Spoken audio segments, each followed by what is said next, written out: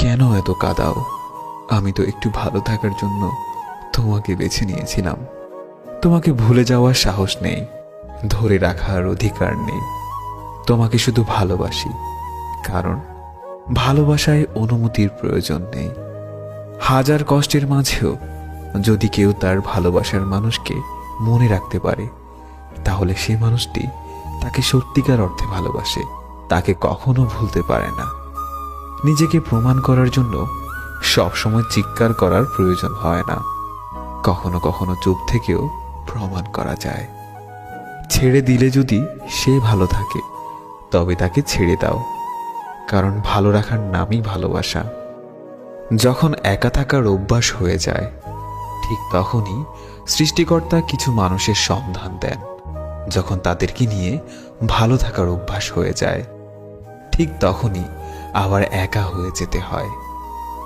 প্রিয়জন তো তারাই যারা মৃত্যুর পর কবরের পাশে গিয়ে একটু সময় দিবে।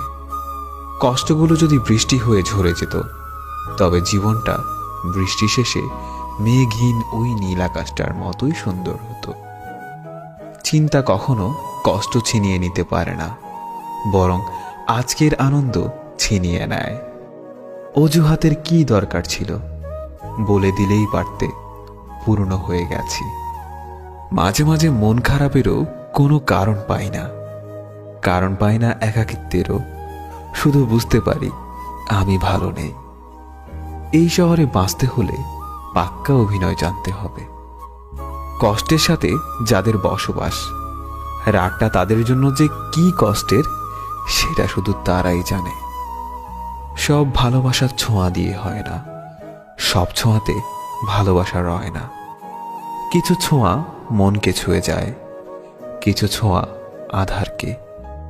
কিছু কথা বলা হয়ে যায়, কিছু কথা ভালোবাসাতে। কিছু কথা বলা হয়ে যায়, কিছু কথা ভালোবাসাতে।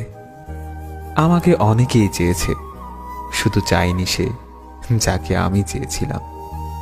এক হাতে চোখের জল মুছে অন্য হাতে মেসেজ টাইপ করার অনুভূতিগুলোই কেউ বুঝতে পারবে না।